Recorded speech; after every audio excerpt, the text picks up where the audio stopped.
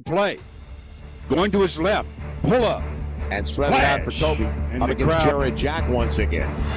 To the free throw line on the fall away for the lead. Yes! 3 seconds. Kobe, the long three. To the Bryant. Yes! Bryant dribbling. Has to put it up at the buzzer.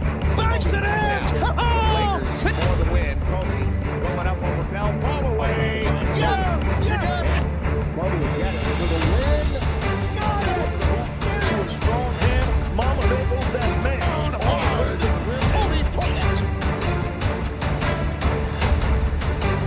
The only shot that ball says, I'm getting an and one. I know he's going to hear the whistle. Only whistles he heard.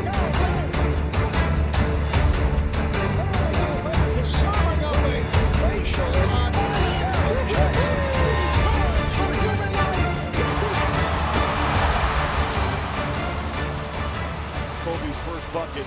You're talking about the What if sabihin ko sa'yo na ang pinagkaiba ng magaling at legendary ay kung ano ang ginagawa mo kapag walang nanonood. Habang tulog ang mundo, may isang taong nag-iensayo. Habang takot ang iba sa failure, hinahabol niya ito. At habang minamaliit siya ng lahat, tahimik lang siyang nag-iipon ng resibo. Ang pangalan niya, Kobe Bryant.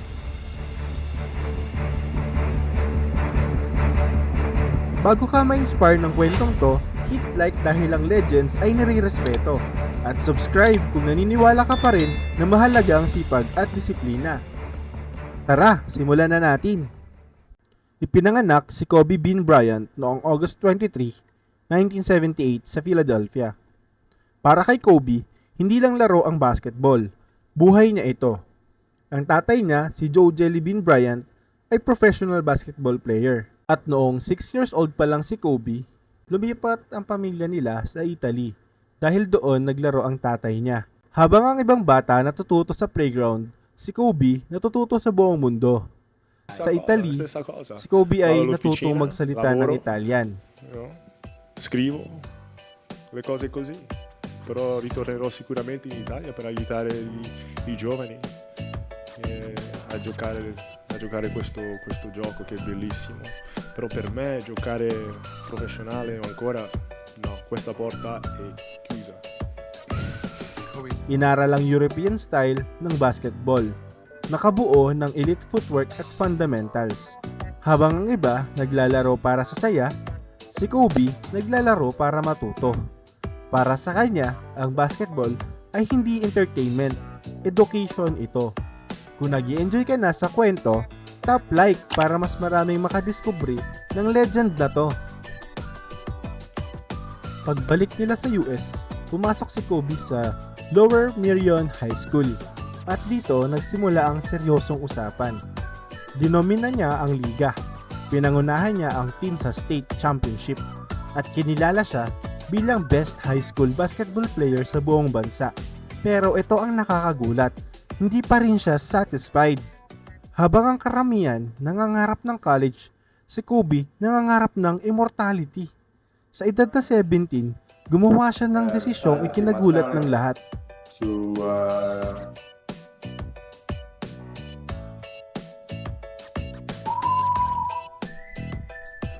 No, I have decided to skip college and take my talent to the NBA. Nilaktawan niya ang college at nag-declare para sa NBA draft. Sabi ng mga tao, masyado siyang bata. Hindi pa siya ready. Babagsak lang yan. Tahimik lang si Kobe. Dahil, kabisado na niya ang tunog ng doubt. Quick reminder, kung gusto mo ang mga ganitong underdog stories, subscribe ka na. Noong 1996 NBA draft, napili si Kobe bilang 13th overall. Kobe Bryant from Lower Merion High School in Pennsylvania. At na-trade sa Los Angeles Lakers. Pangarap, natupad, pero ang realidad, masakit. Hindi siya starter, madalang siyang makalaro. At sa 1997 playoffs, nag-airball siya ng sunod-sunod na crucial shots. 5 seconds left. 4. Bryant drives. Pull up. Shot on the way. No good. Right. Van Exel fakes knock away. Cross court left. Open. Kobe Bryant to 3. Another airball. Van Exel. Yo-yo. Van Exel backs it out. Straight away to Kobe Bryant. Bryant for three. It's short again. Air ball. Stockton all over. 8 seconds. 7 seconds. Here's a three-pointer air ball. Dito, bumabagsak ang kumpiyansa ng karamihan.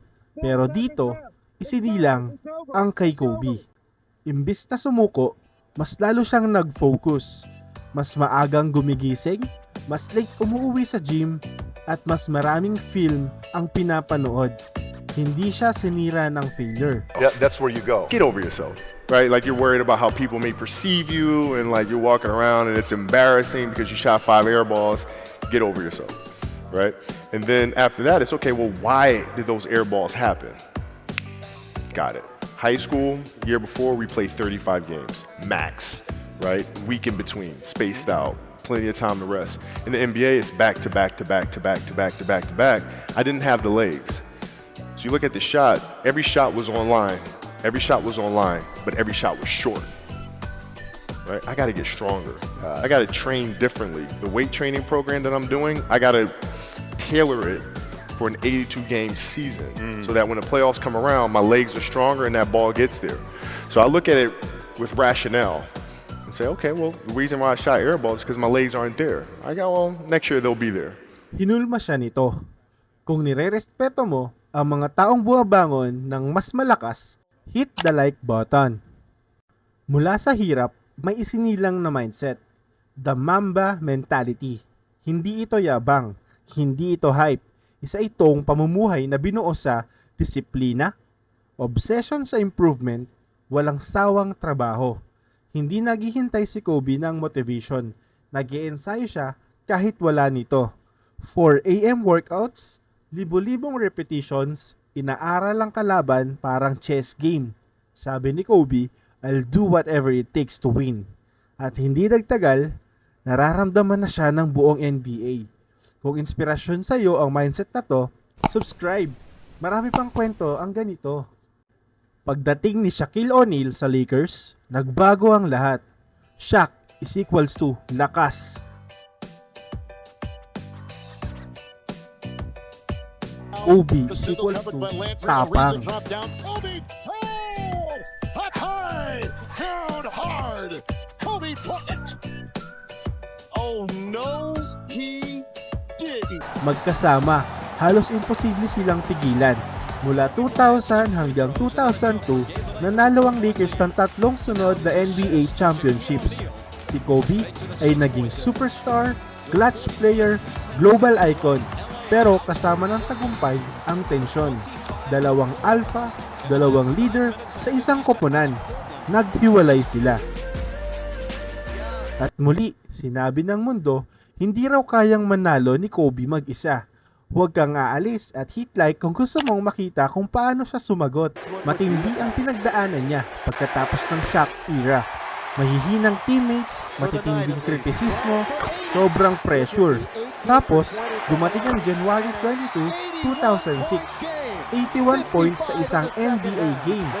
Hindi ito swerte, ito ang resulta ng matagal na paghahanda. Second highest scoring game sa NBA history. At noong 2009 at 2010, pinangunahan ni Kobe ang Lakers sa 2 championships, parehong Finals MVP. Malinaw ang mensahe. Kaya niyang manalo sa sarili niyang paraan. Kung nandito ka pa rin, comment, Mamba mentality at mag-subscribe. Couldn't find the basket, but had 15 rebounds and had plenty of help. And one man in his first year with the Lakers stepped up and had a huge Game 7 with 20 points as Ron Artest. He's with Doris. Lumipas ang mga taon, tumami ang injuries. Pero ang pagsuko, wala sa vocabulary ni Kobe. Noong April 13, 2016, huling laro na sa NBA. 37 years old. Pagod, masakit ang katawan, pero alam mo ang ginawa niya? 60 points. Si Kobe lang ang kayang gawing dakila ang isang paalam. Hindi ito perfect dahil madali. Perfect ito dahil pinaghirapan.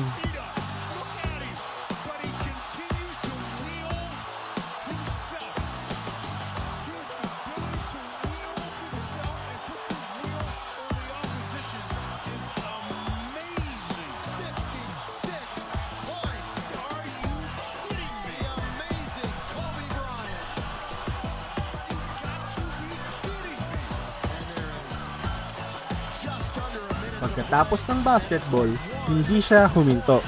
Naging storyteller siya, author, mentor, hands-on na ama.